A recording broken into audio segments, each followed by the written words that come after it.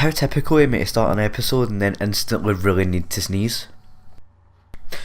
Welcome back to the Livingston career mode. Second last episode, I believe, and we're kicking off in the Scottish Cup against Celtic. We had a 0-0 draw before.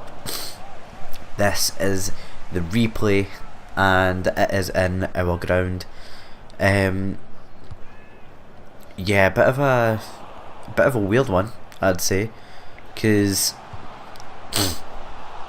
Celtic put up quite a bit of a fight in the previous game that we had with them, and they definitely didn't back down in this game either. Awful defending from me, but look at this strike.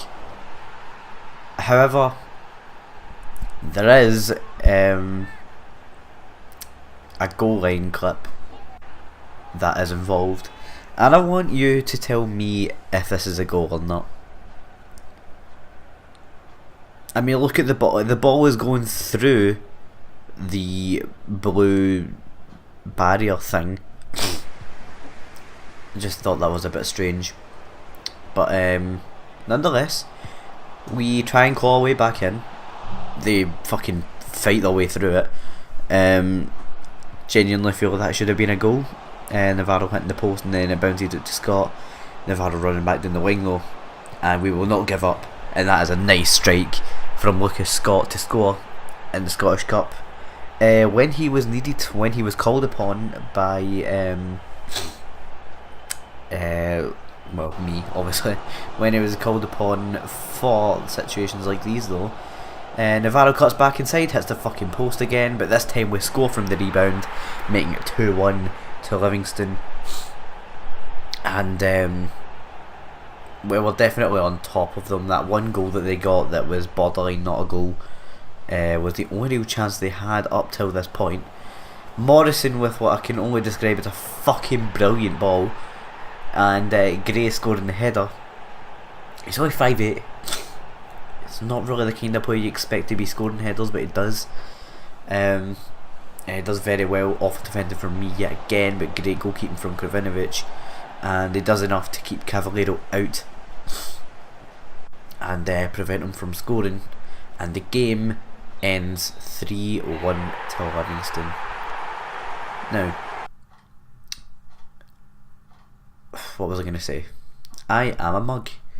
Yeah, I have some exclusive stats for the next episode, being the final episode, and I think you'll find it interesting because I think most people probably wouldn't do this type of thing. I spent about an hour last night working on what is, do you know, I'll just wait until tomorrow, but basically this is a thunder cunt of a goal, and you know, I want you to, you know, just, I'll give you a clue, right? Basically it is certain things to do with most of the most important players in this career mode. You know, like personal favourites. We're currently 2-0 down to St Johnstone. We scored an offside goal with Bobby Burns, and here's something that really digs in for me, is that we were unbeaten up until this point, and then we're really fighting back for it. We really want to keep this unbeaten run going. We get a pretty fucking shite goal, if I'm being honest, making it 2-1. And you know, we don't give up the fight. Nelson came on as a sub in this game and he was fantastic as he came on, and I actually shouted at my telly at this point because Toure just wouldn't shoot. If he shoots there, there's a good chance that's a goal, and then we just can't break through, and our unbeaten run, the Invincibles, didn't come to be. R.I.P. Can we get F in the comments? Comment F to pay respects. Nah. We did well up until that point. I was quite gutted that we never got the unbeaten run. But what can you do, really? Let's be honest. Next game is up against Motherwell, and as you can see, their first loss of the season after 30 games. 27 wins, 2 draws, 1 loss. Pretty good record if you ask me. That must be up there with some of the greats. In this game, nothing really happened till the 40th minute. We scored a goal that's fucking offside because Toure wouldn't get out of the way. But Moses comes in and parts the sea, if you will. And I bet it wasn't even Moses that done that. But he came, done what he had to do just before half time. Perfect time to score, I think, because nothing had happened until then. Reece Nelson turns his man, bang, bang, posting in. Great strike. And Reece Nelson is one of the players actually that I did get the stats for. I'm not going to comment on it. Lawson's up there, Touré's there. How's he missing that? You know, I've got people like Burns, Anderson's there because obviously he's been a goalkeeper since I got in to the team. Moses making it 2 in the 92nd minute. No, making it 3, sorry. I am a Mongo. Who else is included? Romano's is included. I think I said Gray's included. Navarro, Morrison. I think I have Martinez, if anybody remembers him. Cassidy might be in there. Both fullbacks. Elvis is in there as well. And I did put Scott in, although he's not really played very many games at all.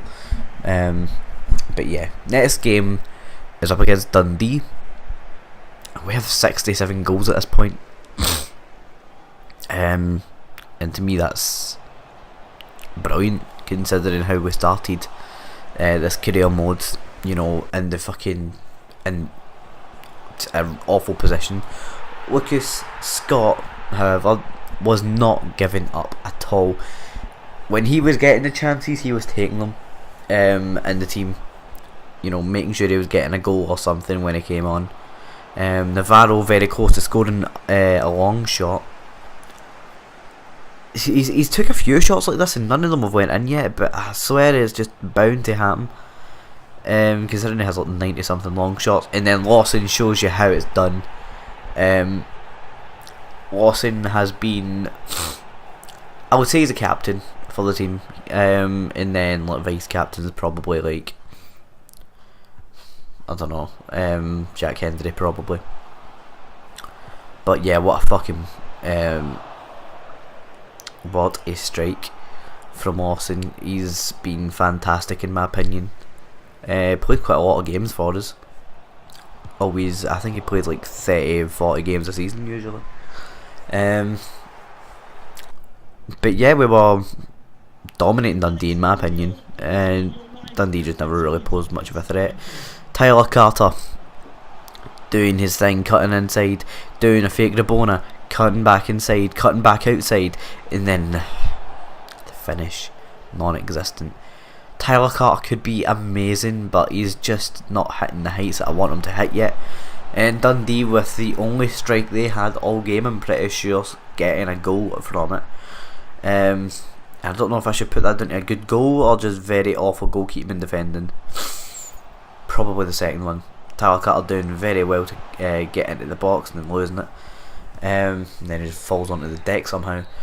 But yeah, just gutted about that. Tyler Carter. Actually, I just realised there's not 2 episodes left. I'm being in I think it's one more episode before the split. But yeah, Tyler Carter could be a superstar. Who knows? I might eventually come back to this career mode after the season finishes. We'll just have to wait and see. If you missed the Sunderland career mode episode, I would highly advise watching that and basically just listen to what I say in that video. Other than that though, if you've enjoyed this one, leave a like, subscribe, and leave your opinions in the comments, and I will see you all next time.